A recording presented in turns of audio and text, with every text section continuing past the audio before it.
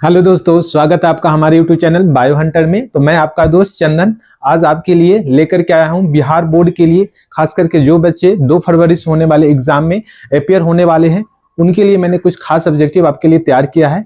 तो अगर आप क्लास 12 के स्टूडेंट हो और 2 फरवरी से बिहार बोर्ड में होने वाले एग्जाम में अपियर होने वाले हो तो आप हमारे द्वारा तैयार किया गया यह कुछ ऑब्जेक्टिव है, उसकी तैयारी आप कर सकते हो ताकि आपके बोर्ड एग्जाम में अच्छे से अच्छे मार्क्स हो सके। तो चलते हैं हम आज के पहले ऑब्जेक्टिव की तरफ। तो हमारा पहला ऑब्जेक्टिव दिया गया है सिकल सेल एनीमिया कैसा विकार है। सिकल सेल एनीमिया की अगर हम बात करते हैं कि सिकल सेल एनीमिया कैसा विकार है, तो सिकल सेल एनीमिया पहले हम लोग 31 से चल लेते हैं। इसके हमने अगले पार्ट इसके हमने कुछ जो 30 ऑब्जेक्टिव है हमने वो पिछले वीडियो में हमने कर चुके हैं।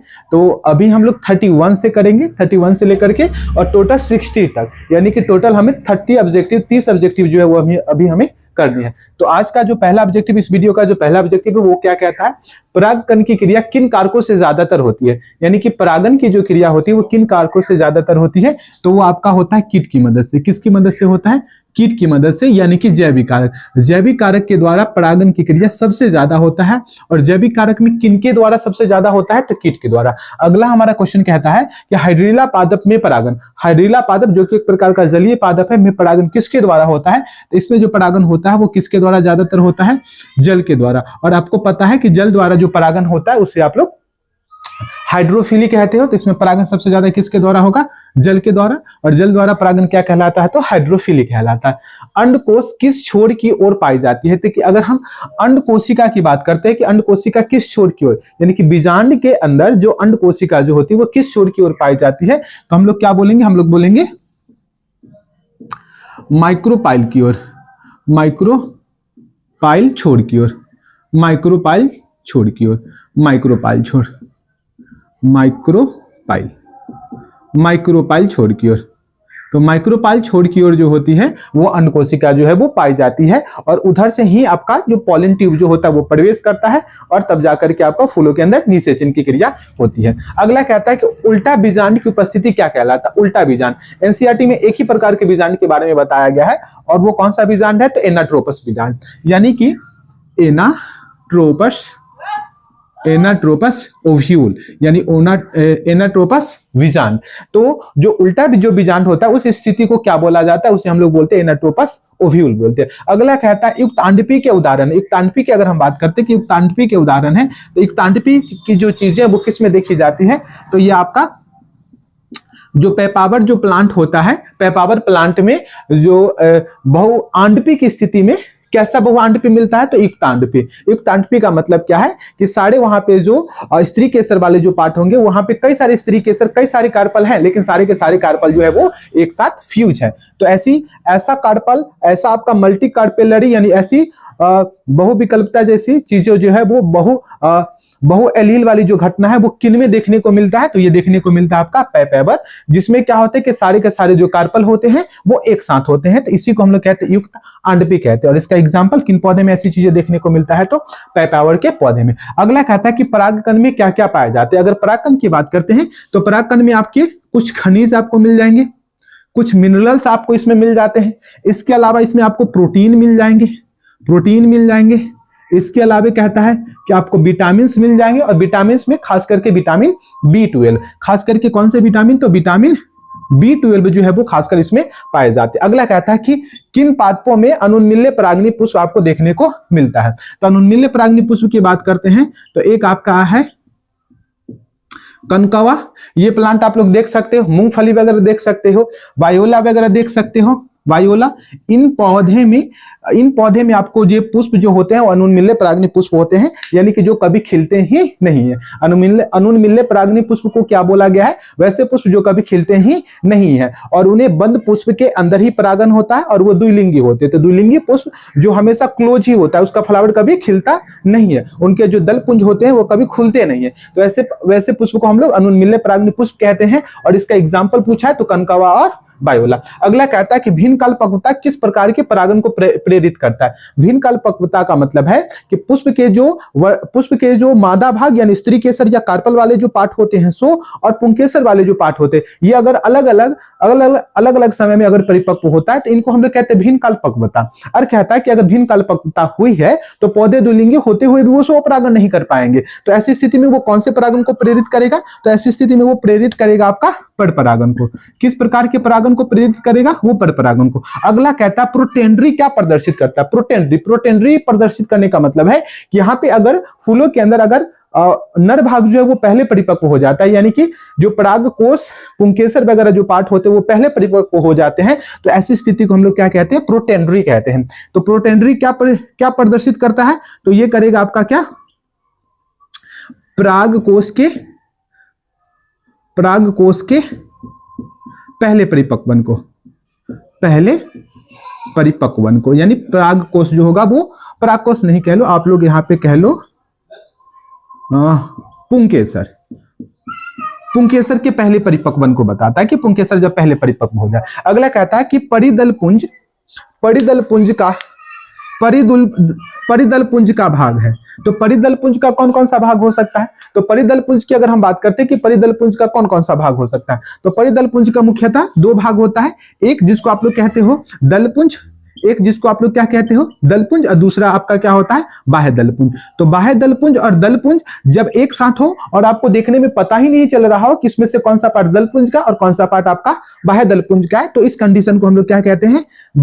परिदलपुंज। इस कंडीशन को हम लोग क्या कहते हैं? परिदलपुंज। अगला क्वेश्चन कहता है परिदलपुंज के उदाहरण है। परिदलपुंज के उदाहरण का मतलब है कि किन पादपों में परिदल जैसी चीजें आपको देखने को मिल जाती हैं। तो इसका आपका होगा एक आपका एलोए जो प्लांट होता है जिसको आप लोग एलोवेरा के नाम से जानते हो, एलोवेरा प्लांट के अंदर, और दूसरा आपका बोला है लिलिएसी, लिली कुल का या फिर लिलिएसी फैमिली का जिसमें लिली पादप आते हैं, उनमें उनके पुष्प को जब हम देखते हैं तो वहां पे हमको दलपुंज और बाह्य दलपुंज अलग अलग स्पष्ट नहीं होता है, तो उसी कंडीशन को हम लोग क्या बोलते हैं? दलपुंज। और ये किसमें देखने को मिलेगा? एलोई प्लांट में, और आपका दूसरा आपका लिली या फिर लिलिएसी फैमिली के कुल में आपको, या फिर लिलिएसी कुल के जो फ्लावर प्लांट आते हैं उनके जो पुष्प है उनमें ऐसी घटना आपको देखने को मिल जाती है। अगला कहता है कि मंडलीय विकार के उदाहरण है। मंडलीय विकार का मतलब है कि वैसे विकार जो जीन में गड़बड़ी के कारण या जीन में उत्परिवर्तन के कारण आया है, तो उसको हम लोग क्या बोलते हैं? मंडलीय विकार के अंतर्गत रखे हैं। यानी कि मंडलीय विकार एक प्रकार का आनुवंशिक विकार है, लेकिन अगर वो विकार जीन के गड़बड़ी के कारण हुआ है तब उसे हम लोग मंडलीय विकार बोलेंगे, न कि क्रोमोसोमल विकार। क्रोमोसोमल विकार में बीमारी क्रोमोसोम में चेंजिंग के कारण, क्रोमोसोम की संख्या घटने बढ़ने के कारण होता है, जबकि मंडलीय विकार में बीमारी जो होती है वो जीन में परिवर्तन के कारण होता है। तो मंडलीय विकार का उदाहरण आपसे इसमें पूछा है, तो इसमें हम लोग क्या क्या लिख सकते हैं? एक तो हम लोग लिख सकते हैं वर्णांधता, दूसरा आपका कहता है, दूसरा आपका कहेगा सिक्कल सेल एनीमिया, इसके अलावा हीमोफीलिया,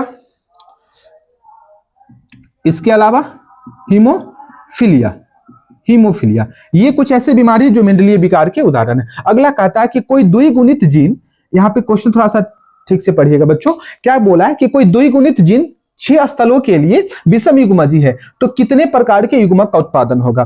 तो यानी कि अगर कहता है कि कोई द्विगुणित की स्थिति में अगर जो जीन है वो 6 स्थानों पर विषम युग्मजी दिखाता है, यानी कि विषम युग्मजी का मतलब है कि एक कैपिटल टी एक स्मॉल टी, अगर दोनों स्मॉल टी या फिर दोनों कैपिटल टी हो जाता तो वो सम युग्मजी हो गया, यानी कि विषम युग्मजी मतलब कि अलग अलग प्रकार के। तो ऐसी स्थिति में कहता है कि कितने प्रकार के युग्मक का उत्पादन संभव है। तो यहाँ पे आपको टोटल मिलाकर के इसका एक आपका थ्योरी, इस प्रकार से आपका इसको थ्योरी होता है इसका 2 के पावर इस तरीके से n आप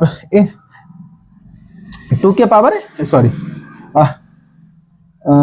n के पावर सॉरी 2 के पावर n, ये एक फॉर्मूला होता है, इस पर आप लोग कर सकते हो। तो जैसे जितना स्थान पर बोला है विषम युग्मजी, कितना स्थान पे बोला है? 6 स्थान पर, 6 स्थान पर, तो यहाँ पे हम क्या लिख लेंगे? 6, और 2 को कितनी बार लिखेंगे? 6 टाइम लिख देंगे, 2 इंटू 2 इंटू इस तरीके से। तो इसका आंसर जो करके आएगा, अब यहाँ पे 6 बार करना है,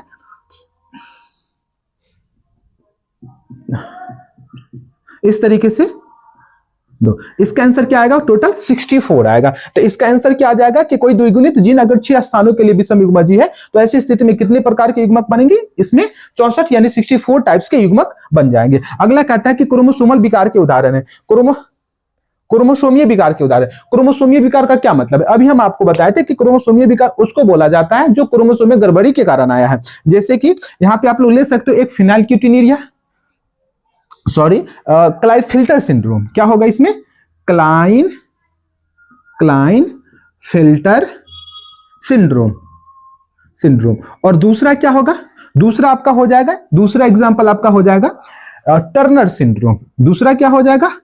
टर्नर सिंड्रोम। तो ये हो गया आपका टर्नर सिंड्रोम। अगला कहता है थैलेसीमिया कैसा विकार है? इसको थोड़ा सा ध्यान में रखिएगा, इसको कई जगह पे लोग गलत बता दे रहे हैं। थैलेसीमिया कैसा विकार है? तो थैलेसीमिया एक प्रकार का परिणात्मक, कैसा विकार है? परिणात्मक विकार है। ये आपको थोड़ा सा ध्यान में रखना है, परिणात्मक विकार है। क्वांटिटेटिव डिजीज इसको हम लोग कहेंगे इंग्लिश में, नहीं तो हिंदी में हम लोग परिणात्मक विकार है। अगला क्वेश्चन यहाँ पे देखिएगा 46 नंबर, सिक्कल सेल एनीमिया कैसा विकार है? ये बीमारी है आपका गुणात्मक। ये रोग कैसा बीमारी है? गुणात्मक रोग है, यानी कि क्वालिटेटिव रोग है। ये क्वालिटेटिव और ये क्वांटिटेटिव रोग हो गया। तो इसको हम लोग गुणात्मक रोग बोलेंगे और इसको हम लोग बोलेंगे परिणात्मक रोग। अगला हमारा क्वेश्चन कहता है कि बहुपरिभाविता के उदाहरण है। बहुपरिभाविता की अगर हम उदाहरण की अगर हम बात करते हैं तो इसका एग्जाम्पल क्या हो जाएगा आपका? थैलेसीमिया। क्या हो जाएगा? थैलेसीमिया कैसा बीमारी है? तो बहुपरिभाविता है ना। थैलेसीमिया कैसा बीमारी है? तो बहुपरिभाविता रोग है। यानी कि इसमें क्या होता है ना कि मतलब कि बहुपरिभाविता में क्या होता है कि इसमें एक ही जीन कई सारे प्रभाव दिखाएं, इसको हम लोग क्या बोलते हैं? बहुपरिभाविता।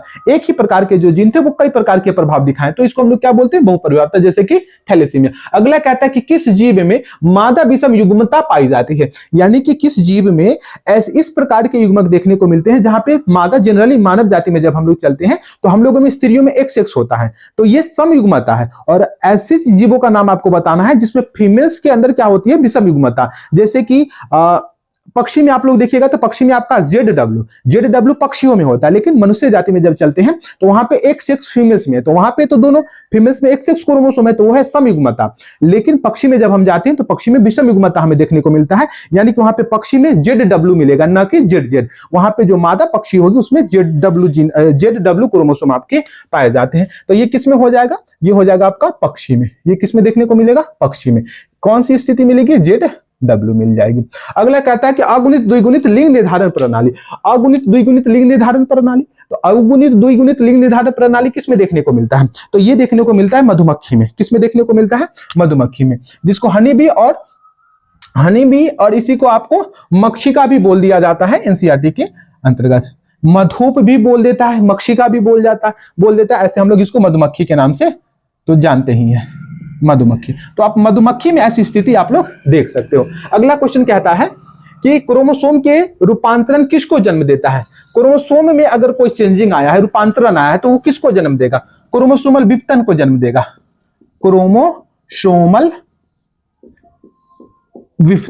क्रोमोसोमल विपतन को जन्म देगा। अगला क्वेश्चन कहता है कि क्रोमोसोमल विपतन किसमें सामान्यतः देखी जाती है? कि क्रोमोसोमल विपतन जो हुई है, क्रोमोसोमल रूपांतरण के कारण जो क्रोमोसोमल विपतन होती है, उसके कारण ये मतलब कि ये क्रोमोसोमल जो विपतन हुई है वो चीजें कहां देखने को मिलेगा? तो वो चीजें हमें देखने को मिल जाएगा कैंसर कोशिका में। कहां देखने को मिलेगा?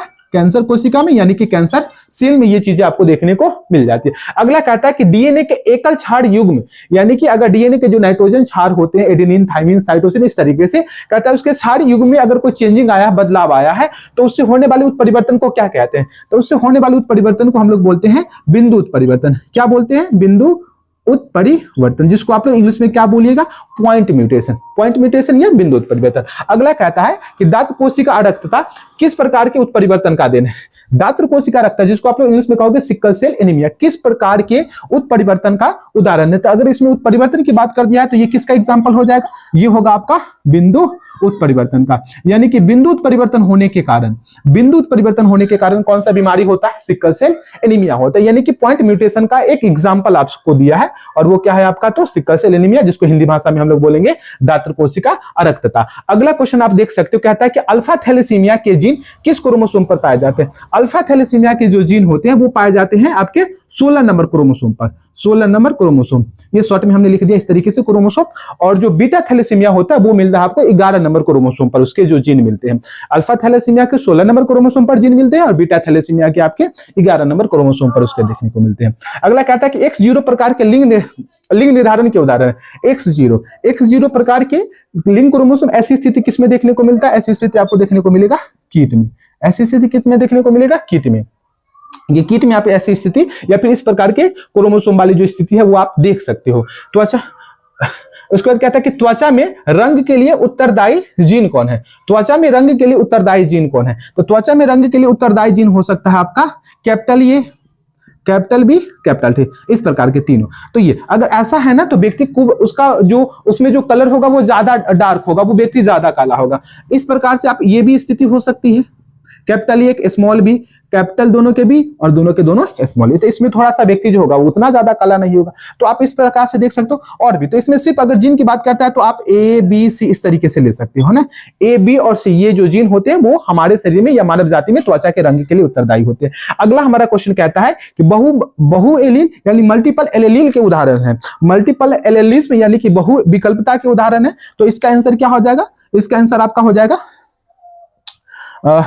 इसमें आपको हमारा ब्लड ग्रुप ले सकते हो, मानव ब्लड ग्रुप, मानव ब्लड ग्रुप, मानव रक्त समूह ले सकते हो। मानव, सीधी सी बात आप लिखिए, मानव रक्त समूह, मानव रक्त समूह। और मानव रक्त समूह कौन कौन? ए बी ओ, है ना। इसमें क्या होता है आपका कि आपको इसमें कई सारे आपके जो एक प्रकार के जो जीन होते हैं, जैसे कि मानव ब्लड ग्रुप के लिए हमने पिछले वीडियो में बताया कि मानव ब्लड ग्रुप के लिए जो जीन उत्तरदायी होते हैं वो आई जीन होते हैं। और आई जीन के क्या होते हैं? आई जीन के आई ए, आई बी, आई यू, ये सारे मिलकर के क्या करते हैं? मानव रक्त समूह को कंट्रोल करता है। अगला कहता है कि उत्परिवर्तन जन के उदाहरण है। उत्परिवर्तन जन की अगर हम बात करते हैं, उत्परिवर्तन जन यानी म्यूटेंट की बात आपसे यहां से क्वेश्चन सीधी सी बात समझिए, म्यूटेंट के बारे में पूछ रहा है। म्यूटेंट का मतलब है कि जो आपको उत्परिवर्तन कराता है, यानी कि वैसे कारक के बारे में आपसे पूछ रहा है जो म्यूटेशन कराने, मतलब जो म्यूटेशन करा सकता है, जिनके आने की वजह से, जिनके हमारे शरीर में इफेक्ट होने की वजह से, उस केमिकल की वजह से, कुछ रसायन यानी केमिकल होते हैं, कुछ आपके जीव होते हैं जो आपके शरीर के अंदर म्यूटेशन ला सकते हैं, उससे रोग उत्पन्न हो सकता है। तो वो आपसे वही पूछ रहा है कि उत्परिवर्तन जन के उदाहरण है, यानी म्यूटेंट के उदाहरण है। तो हम इसको क्या बोलेंगे? सॉरी, म्यूटाजन के उदाहरण होगा। तो म्यूटाजन किसे बोला गया? तो म्यूटाजन बोला गया है आपका एक जो एनसीईआरटी जो दिया है वो पराबैंगनी किरण। तो पराबैंगनी किरण आपको क्या करा सकता है? ये ऐसे म्यूटाजन होते हैं जो आपके शरीर के अंदर म्यूटेशन ला सकता है, उत्परिवर्तन ला सकता है, उसके कारण आपके शरीर में कुछ हानिकारी इफेक्ट देखने को मिल जाता है। उसके बाद कहता है कि लिंग सहलगन मेंडलीय विकार के उदाहरण है। लिंग सहलगन बोला है। लिंग सहलगन का मतलब है कि जिसका जो जीन है या जो बीमारी है उसके जो जीन है वो लिंग क्रोमोसोम पर पाए जाते हैं। तो वो कौन कौन सा होगा? वो होगा आपका वर्णांधता और दूसरा आपका हो जाएगा एक वर्णांधता और दूसरा आपका हो जाता है हीमोफीलिया। ये दोनों ऐसे रोग हैं जिनके जो जीन होते हैं वो लिंग क्रोमोसोम, और लिंग क्रोमोसोम में भी कौन सा? तो एक्स क्रोमोसोम पर पाए जाते हैं। इनके वर्णांधता और हीमोफीलिया के जो जीन है वो एक्स क्रोमोसोम पर पाए जाते हैं, इसलिए इस बीमारी को क्या बोला गया है? लिंग सहलगन। और मेंडलीय विकार का मतलब हम आपको पहले भी बताएं कि मेंडलीय विकार मतलब जीन के गड़बड़ी के कारण होने वाला विकार। अगला कहता है कि मायोटोनिक दुष्पोषण, मायोटोनिक डिस्ट्रोफी, जिसको मायोटोनिक दुष्पोषण बोला गया है, ये कैसा रोग है? ये रोग की बात करते हैं तो ये है आपका अलिंग क्रोमोसोमल प्रभावी, अलिंग क्रोमोसोमल